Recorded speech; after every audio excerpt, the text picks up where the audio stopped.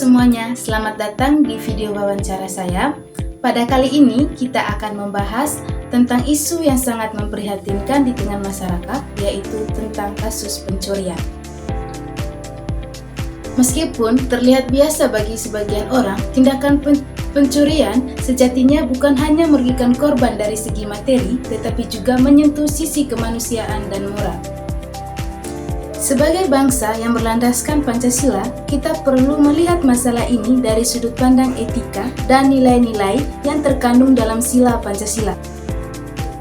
Untuk itu, dalam video ini saya akan mewawancarai seorang yang pernah menjadi korban langsung.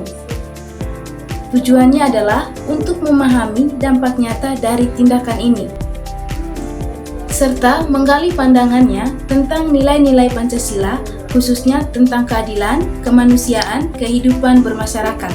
Oke, baik, di samping saya sekarang sudah hadir narasumber yang akan berbagi pengalaman sekaligus pandangannya tentang pencurian. Beliau adalah korban pencurian yang terjadi di tempat tinggalnya. Demi kenyamanan dan privasi, saya tidak bisa sebutkan namanya secara lengkap.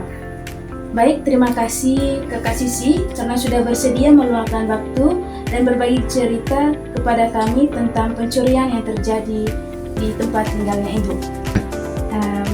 Boleh diceritakan Ibu bagaimana kronologi peristiwa pencurian yang terjadi? Baik, terima kasih atas kesempatan yang telah diberikan kepada saya. Jadi saya akan menceritakan sedikit dari kejadian hilangnya HP saya kemarin. Waktu itu pas semester 3 kami ada melaksanakan kegiatan magang 1, yaitu bertempat di SDK Bairiki. Lalu waktu itu kami sejumlah 4 orang. Nah, 1 minggu setelah pulang magang 1 kami akan mengerjakan laporan dari magang 1 yang dimana kerjanya yaitu di kamar kos saya. Nah, setelah itu pas malam kejadian itu saya tidur di kamar kos saya dengan 2 orang teman saya. Nah, pas jam 2 malam tiba-tiba kami sadar dan lihat pintu kos kami sedang terbuka. Lalu pas saya lihat di samping, semua HP kami sudah hilang dan sampai sekarang pun kami tidak tahu siapa pelakunya dan dari mana dia sebenarnya. Jadi seperti itu cerita singkat dari hilangnya HP saya kemarin. Terus Ibu, apa saja yang hilang atau kerugian akibat kejadian tersebut itu apa saja ya? Jadi hilangnya itu hanya HP saja, yaitu sebanyak 2 HP, yaitu HP saya dengan HP-nya satunya teman. Bagaimana perasaan Ibu saat mengetahui bahwa Ibu menjadi korban pencurian? Perasaan saya sedih. Oke, baik Ibu.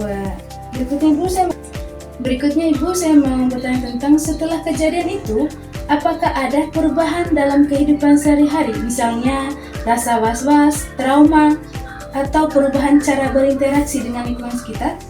Iya, kemarin setelah terjadinya hilang satunya HP, saya punya perasaan kemarin itu merasa takut, trauma, dan saya lebih berhati-hati untuk berinteraksi dengan orang yang tidak saya kenal. Apakah Ibu sempat melaporkan kejadian tersebut ke pihak berwajib? Bagaimana tanggapan Ibu? Iya, kemarin saya sempat melaporkan kejadian ini di kantor polisi dan sampai sekarang belum ada konfirmasi dari pihak yang berwajib. Menurut Ibu, apakah tindakan pencurian ini bertentangan dengan nilai-nilai dalam Pancasila? Iya, sangat bertentangan. Dari 5 sila Pancasila, menurut Ibu, sila mana yang paling dilanggar oleh tindakan pencurian ini? Menurut saya, sila dalam Pancasila ini yang melanggar tindakan pencurian ini yaitu sila pertama, kedua, dan ketiga. Bisa dijelaskan alasannya, Bu? Oke, alasannya ini yang dimana dalam sila pertama Pancasila yang bunyinya ketuhanan yang Maha Esa, yaitu dalam norma agama ini dilarang untuk mencuri. Yang kedua, kemanusiaan yang adil dan beradab, yang dimana juga dalam sila yang kedua ini yaitu dilarang untuk merampas hak milik orang lain. Dan yang ketiga, persatuan Indonesia, yang dimana dalam sila ketiga ini menghambat rasa kebersamaan dari sesama. Misalnya pelakunya tadi sudah kita ketahui, tiba-tiba saya sebagai korbannya itu tidak mau dekat dengan dia atau tidak mau bersama dengan dia, maka ini itu hilangnya rasa persatuan. Oke, baik Ibu, apa harapan Ibu kepada masyarakat agar kasus seperti ini tidak terulang? Harapan saya agar kasus ini tidak terulang, untuk masyarakat, khususnya seorang orang tua harus melatih anak sejak dini agar harus belajar bagaimana cara hidup di tengah masyarakat dan bagaimana caranya hidup harus ikuti sesuai aturan-aturan yang berlaku. Contohnya jangan mencuri.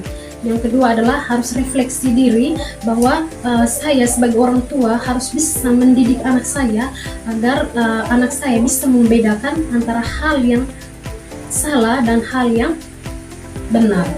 Seperti itu. Terus Ibu, apa pesan yang ingin disampaikan kepada pelaku pencurian jika seandainya mereka bisa mendengarnya?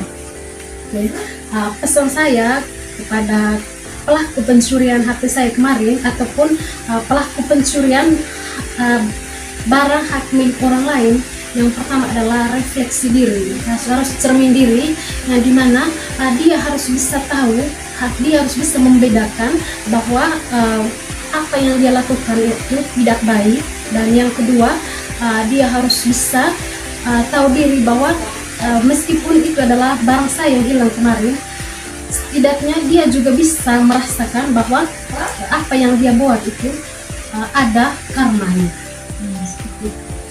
Baik, terima kasih Ibu atas waktu dan keberanian Ibu dalam berbagai pengalaman. Semoga kejadian seperti ini tidak terulang lagi dan menjadi pembelajaran bagi kita semua.